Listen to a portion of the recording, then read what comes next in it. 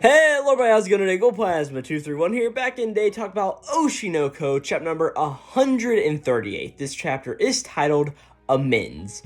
And, to be honest with you, there's not really too many amends that happen in this chapter. I mean, just to go and put it out here, this is probably the weirdest Oshi no Ko chapter we've had in a long time, especially since I've been covering the series here on this channel.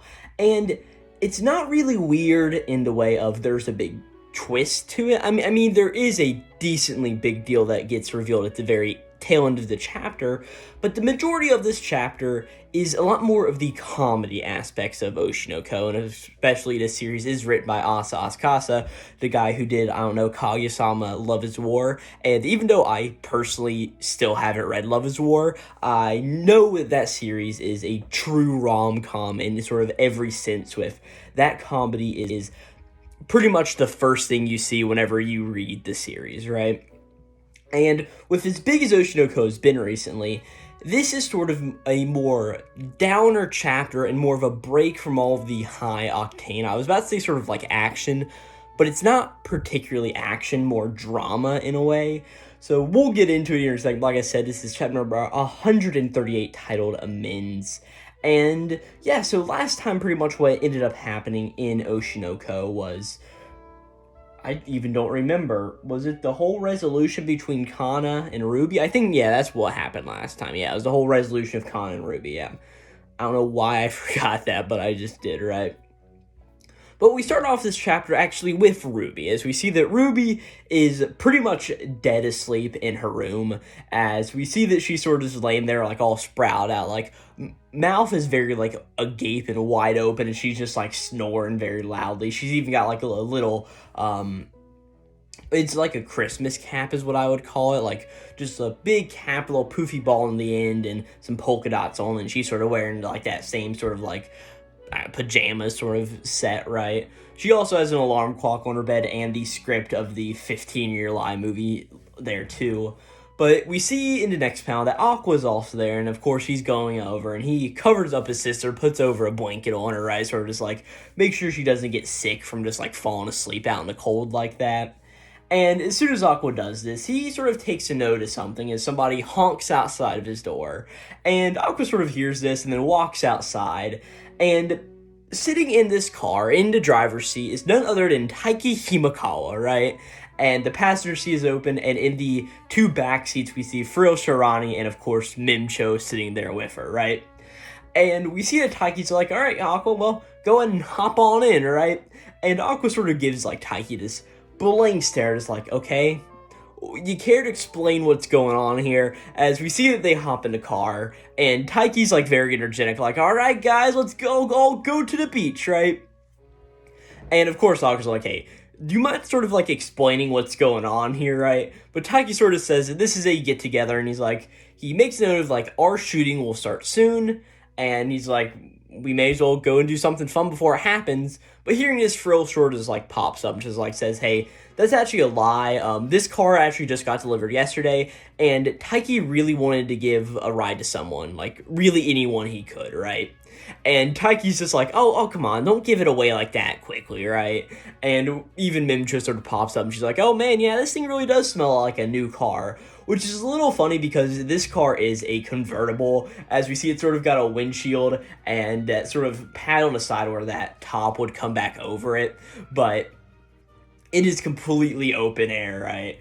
So we see them all sitting here, right? And Aqua sort of just makes a note of like, hey, Taiki, isn't this car like very expensive? And we see how Taiki relates money, as he says that this car is 3 commercials work, right? Well, I mean, I don't know what the typical car in Japan is going for, and I also don't know what the typical commercial is paying, so I don't know if that, I mean, of course, yeah, these kids are popular, like, child and teen actors, so it's obviously, like, sort of, like, desensitized view of money that Taiki has here, but it is sort of a little funny to see. Frill also pops up, just like, oh, so you're popular too, eh, right? And seeing this, I was like, man, you two actually get along very well, right? And Frill makes a obvious point of saying, like, yeah, me and Taiki have actually performed together several different times, making perfect sense of why these two would actually know each other. Because, yeah, if they're two of the best teenage actors in the country, then duh, yeah, of course they'd be able to go and act well together and actually get along, right? They sort of just make like a little bit of a note of like Taiki's like, oh man, the first one was actually that potato heart drama, right? But then Fro's like, no, it was actually like a 48-hour drama, right? And Taiki's like, oh yeah, that did happen. Sort of showing that like Taiki may not have everything up there in his mind at these points, right? And finally Mimcho just speaks up. He's like, so hey, do you guys want to like explain why I'm sitting here too, right? And we see that Fro's like, oh no, it's just because I'm your fan, Mimcho, right? And she's just like, besides the two of us were planning to hang out together today, but then all of a sudden, Hime sort of called, and of course that's talking about Himekawa, since, or Taiki Himekawa, since, yeah, Hime can be derived from his name, right? But Taiki says, like, hey, I thought I'd invite Kana and the others first, but he's like, but it seems like they're so completely absorbed into roles, it honestly would probably be better to leave them alone for now, because of course, yeah, that makes perfect sense with, like, Kana and Akane and Arubi. Like, they have so much going on in the roles of the characters they're playing in Become Nahachi that, yeah, you really don't want to mess with them too much, right? And we see that to this, Fro's like, oh, so we're just your second option, right? And Taiki sort of like gives this stare, sort of saying like, yeah, that definitely is the answer, but hey, you're here anyway, right?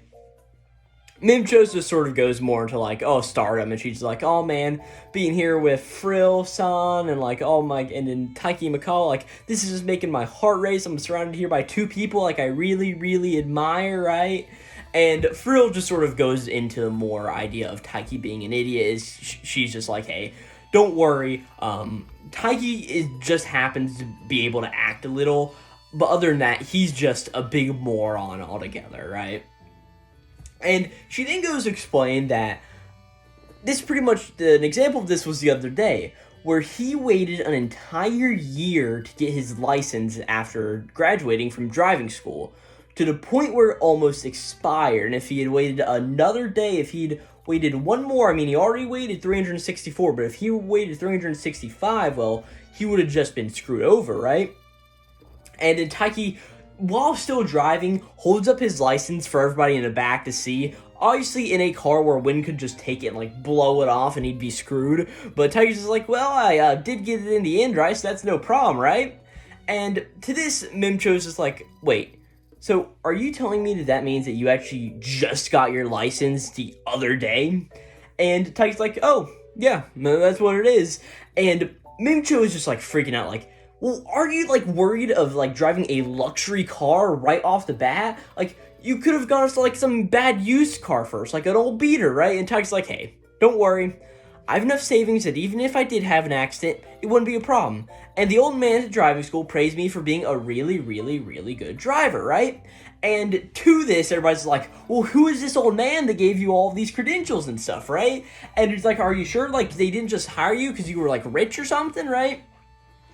But to this, Taiki's like, alright, hey, it doesn't matter. Anyway, let's just go around Zushi, let's go to see the ocean. And as we see that he puts his hand on the, over on the, whatever you call that, the transmission, the shifter, that's what it's called. I don't know, I've driven plenty of, not automatic, but standard cars before, so, yeah, it's the shifter, right? As he just puts his hand on it and puts it up into a higher gear, and he's just like, hey guys, hold on tight. I think I'm going to speed up a little bit, right? As all of a sudden we see that he just starts to speed up, and all of a sudden we cut to the next page where we see Taiki has crashed his car. This is a really sad day for the Oshinoko community. I mean, we all know that feeling of getting a new car and suddenly crashing, or at least I hope you don't know that feeling, but we surely know that Taiki's feeling it now. This actually really reminds me of in Chainsaw Man, if you have not read the entirety of that series, a few spoilers here, right? But in the sort of like second, I'm not going to say second parts, of course there's Chainsaw Man Part 1 and 2, but in the second bigger part of Chainsaw Man, when all of the assassins are coming to kill Denji, of course during that arc, Power steals Kobeni's car and crashes it, and for so many popularity polls after that, there was a huge joke to where one of the most popular characters in Chainsaw Man was actually Kobeni's car, right? And it was this really funny phenomenon. It's like, I mean, people have done this plenty of times. I remember in some old My Hero Academia character popularity polls, people would always vote like Deku's shoes. Like, there's always that meme choice. And I almost can guarantee you next time that we go into an Oshinoko character popularity poll, there's going, like, Taiki's car is going to rank very high up there, right? But as all of this is going there, we see that everybody is sort of standing outside the car and looking at it, as we see that somehow Taiki crashed this car into a pole on the opposite side of the road he was driving on, because of course in Japan they drive like we do, and Taiki was driving in a lane that had the driver facing towards the outside of the road. But somehow he crashed a passenger side headlight, where that is, into a pole on the side of the road that he would be driving on, which means I don't know how bad he swerved to be able to crash like this, but he just can't drive. I mean, it's just simple as that, right? But as they're all sitting there, like, obviously Frill and Aqua are just like, are you kidding me? Did this guy really just, like, crash this car? And we even see Mimcho back there. It's just like, oh my gosh, it's a 300,000 grand car. Like, how did he do that? Like that thing was worth what do you call it? Like 300 racks. Like, how did he crash that? Right? And as they're just freaking out, Frill just suddenly turns to the group and is like, hey, will they put this on the news? Like, if so, at any rate, the three of us just need to flee without Taiki here, right? And everybody's like, oh, how cruel is that, right? And Aqua sort of being like the rational-headed one here, he's like, guys, he just hit a pole, so it really should be fine. I mean, if he hit someone else, then yeah, it would have been on the news, but he just hit a pole. If anything, his light's cracked. I mean, the car should still be able to drive. It's not that bad, right? But Mimcho's like, all right, anyway, I'll just call the police. As she dials up, I guess it's not 911 like it is here in the States. It'd be whatever, I don't know, it is in Japan, but she dials that all up, right? And Aqua's like, well, hey, you've got insurance, right? Don't you, Taiki? And Taiki's like, yeah, I do. And Aqua's like, so you also have savings that even if you have an accident, it won't be a problem, right? And Taiki's like, yeah, I do. But he sort of says like, but you know what? I'm just not going to drive a car anymore. And he's like, it's just too scary, right? As we get a really interesting reaction panel we haven't had in Oshinoko of a while, where the characters are just big and they've got like big line art to them, like very granulated expressions, right? That's a lot of this chapter. There's a lot of that comedy-based stuff. We even see that Frill's like, oh man, how timid of Taiki. As we see that the towing company comes and picks up Taiki's car and is towing it away. As we suddenly cut over to the beach where everybody is sitting around, and we see Taiki's sort of sitting there looking out into the waves as he's just like sitting there, and as Frill calls him that he is sitting there very depressed. And Mimcho's even just like, man, I really don't actually want to see Himikawa-san like this. He's just like, man, this just sucks. Like, he's such a cool guy, but now he just looks so stupid. He's sitting here, right? And Aqua's like, yeah, he's actually surprisingly vulnerable, right? And we even see that Mimcho's like, oh, just like you, Aqua. That's a little bit of an interesting note, but to this is where sort of the big catalyst for this chapter comes in. As Froza's like, well, I mean, they are brothers after all. And Mimcho's is like, oh yeah, they're two of a kind. As he sort of just realizes what was just said there, as she's just like, wait, brothers? And she's like, wait, what a second? As we see Froza's like, yeah, they said they were blood related, isn't that right? And all of a sudden Mimcho's is like, wait, what are you talking about? It's like, this is so much information, I can't digest it. Like, what's all this supposed to mean?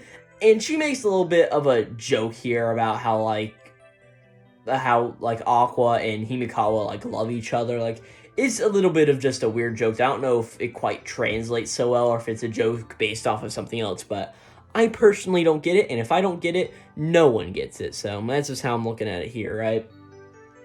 But Frill's just like, hey, you actually don't get it at all. As Aqua sort of just comes up there and is like, hey, we're actually half brothers. We have the same father, right?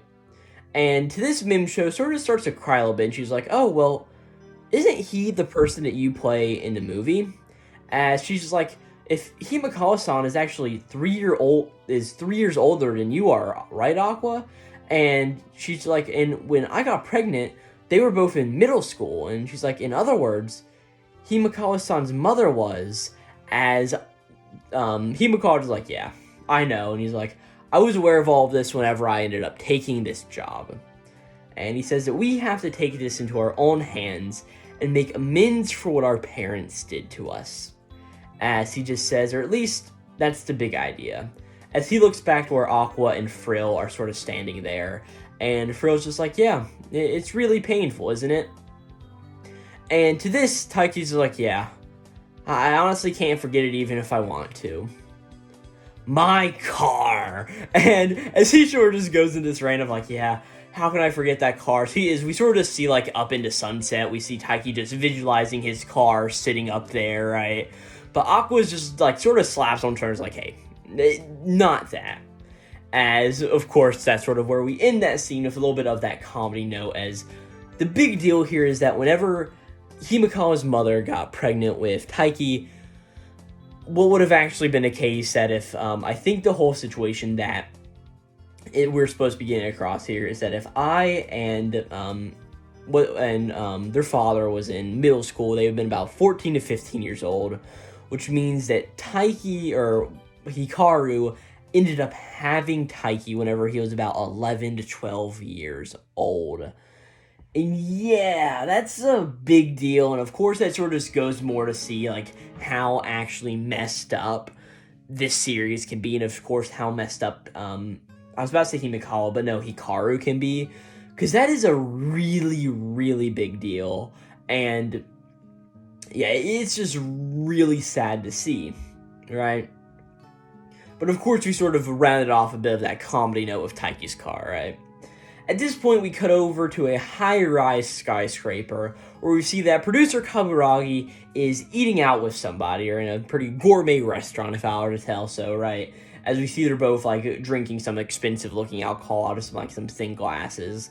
And we see that Kaburagi's like, hey, I didn't expect you to become a sponsor. And he just says, we were working on a tight budget, so I'm very grateful that you are. As all of a person, this guy just says, like, well, I am very indebted to you, after all.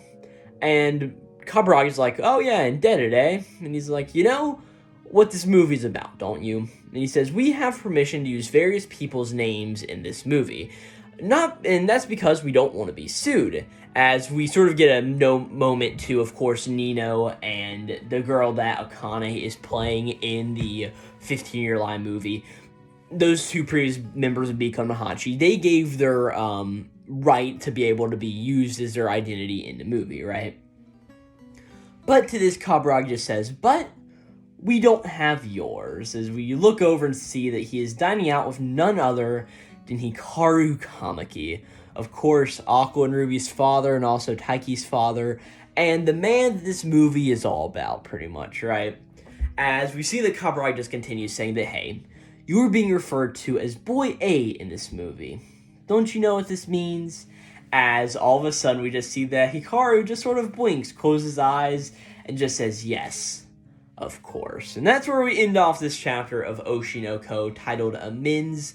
Like I said, I really don't get where the whole amends part comes in. I mean, I understand that they use the word amends in a chapter whenever Taiki's saying, like, hey, we have to take this situation to our own hands and make amends for what our parents did.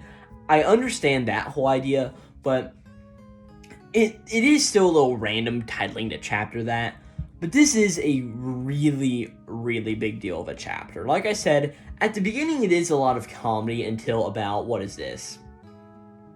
It's really about only 13 pages into the chapter whenever the entire sort of ball starts to drop, and we get this whole idea of, yeah, Hikaru had a child at like 11 to 12 years old. Like, that is just a big deal, and it is very, very disturbing just to think about in general. And of course we know that Hikaru isn't a good person, right? Of course he was the one who ended up in the end killing Ai and doing so much more. And yeah, it's such a big deal. And of course another big deal is seeing him dining out with Kaburagi at the end of the chapter. Like, so we're just getting this whole reveal of he is a sponsor in the movie, and he clearly knows what this movie is about. And also another question is, hey, why is he indebted to Kaburagi? Like, what have they done in the past? Or what has Kaburagi done for him in specific? Does it have something to do with Ai? Because, of course, we know connection that Kaburagi had with Ai. It's just all very interesting, and of course, what does this mean for Hikaru? What future role is he going to play in this more than ever? So yeah, there's a lot to really think about in this car, and of course the new best character in Oshi no Ko, in Taiki's car. So yeah, this is just like I said a few times, this is just a really big deal of a chapter. And yeah, I really don't have too much else to say about the chapter itself. Thank you guys for watching this video a whole lot. If you ended up really liking this, I've got a bunch of other Oshi no Ko videos on the channel, along with a lot of other general anime and manga related content. So if that's sort of in your ballpark at all, I hope you won't mind giving a like to this video, leaving a comment down below. Let me know what you think about this whole chapter, and most importantly, Taiki's car. And just hitting subscribe, it doesn't take much effort, but it's one thing you can do to really help me out. Channel's been going a little bit of a stagnant here. Of course, I haven't been posting as often as I have been. But yeah, just leave a comment down below. I'll read them all and just sort of take in what you guys think about this big reveal in Oshi no Ko. But with that, I don't have too much else to say. Of course, it was Oshi no Ko chapter number 138 titled Amends. And I will see you guys next time for Oshi no Ko chapter number 39. This will be Glowplasma231 out. But we can't just forget about Taiki's car, man. Taiki's car is just so great. You know what? This will be Taiki's car signing out.